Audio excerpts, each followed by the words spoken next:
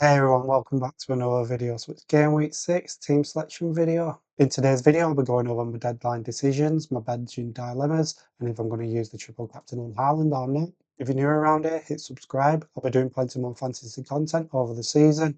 My aim is to get 25 likes on this video, so hit the like button before we get started. Anyway, intro out the way, let's just jump into it. So for my game week 6 side, I've gone Sanchez in goal instead of Dubravka. At home against Brighton, he has served his suspension in the Carabao Cup, so I do think Sanchez will come back into the side.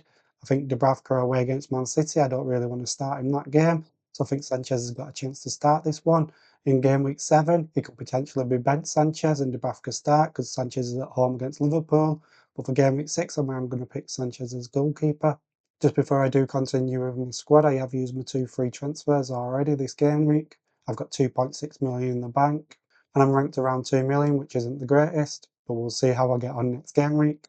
Into defence, and I've got Senesi, Porro and Williams starting with Anderson and Agbedu on the bench. Senesi's away against Leeds, I expect him to get DEFCON points. Porro's at home against Wolves, I expect him to get a clean sheet. And Williams is at home against Sunderland, and I'm hoping he keeps a clean sheet. Into midfield, and I've still got Rinders in my side, so he's at home against Burnley. I think it's a really good fixture for him. He didn't play in the Carabao Cup match on Wednesday, so I think he will start this game.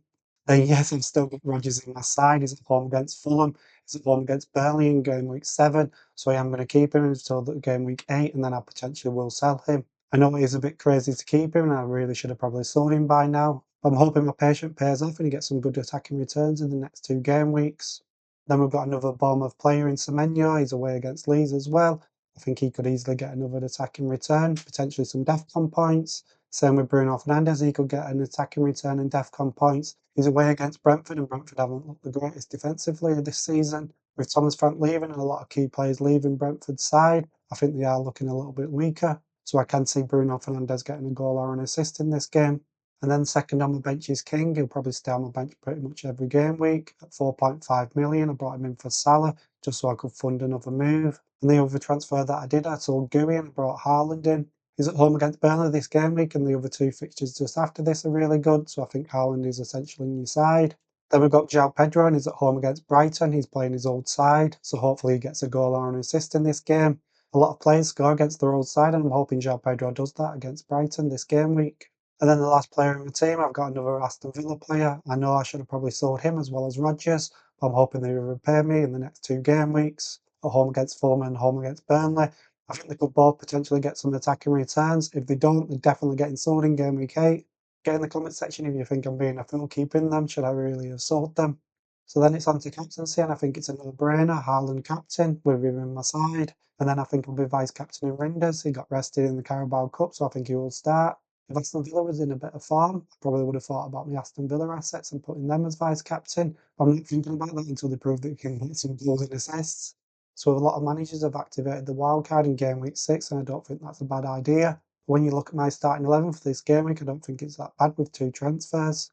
Yes, I've got the Aston Villa assets that aren't great. Yes, I have got Williams that Nottingham Forest haven't looked that great this season. Yes, I've got Sanchez in goal that got sent off last game. But other than that, my starting 11, a lot of managers will be buying these players into the side. And I'm hoping if I hold off on wildcard until game week 13, I can keep up with them and then I can get ahead of them when I use my wildcard chip and get a lot of Liverpool players into my side.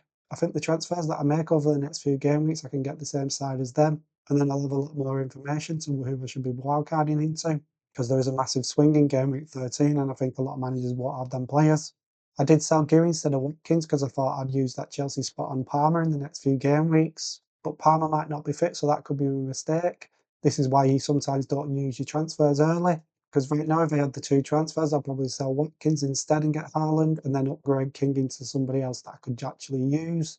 I've not ruled out a game week 7 or 8 wildcard. We'll see how I get on in game week 6 or 7, and if I've done really bad, then I could actually activate my wildcard in game week 7 or 8.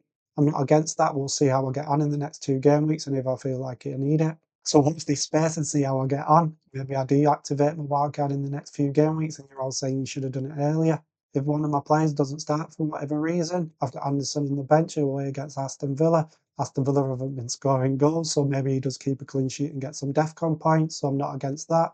And then the last decision on my side is either to use the triple captain on Haaland. I'm probably on a 65% chance that I won't actually activate the triple captain in game week 6. I know he probably will start and he will get an attack in return, but I think he will come off once they're 2 or 3-0 up. And I think that'll be about the 60th minute, and other players like Foden could have chipped in with a goal and an assist in that time. And I personally like to use my triple captain on midfielders if I can. So I do like holding it off and potentially use it on Salah. I did a triple captain video strategy a couple of days ago. So if you haven't watched that video, watch it after this. I go into detail if we should be picking Haaland as captain this game week, and if not, what other game weeks could we be using it on. There is also a chance that I use the wildcard this game week. I did a wildcard draft video yesterday, and I'll probably pick some of them players in my side. And the reason of using the wildcard this game week will be on Haaland. If he isn't fit, then I'll use my wildcard chip and get him out. I've used 2 transfers this game week, and if I use the wildcard chip, I'll get them back for game week 7. And then I could go into a Salah draft potentially and get him as captain. But as of right now, this is the side that I'm going to be going into game week 6 with. Let me know in the comment section, do you think this side does need a wildcard? And do you think I'm being silly not triple captain Haaland this game week and using my wildcard in game week 13? Do you think it'll be a bit too late? Anyway, that's the end of this team selection video for game week 6. Good luck for game week 6. I'll see you on the next one. Goodbye.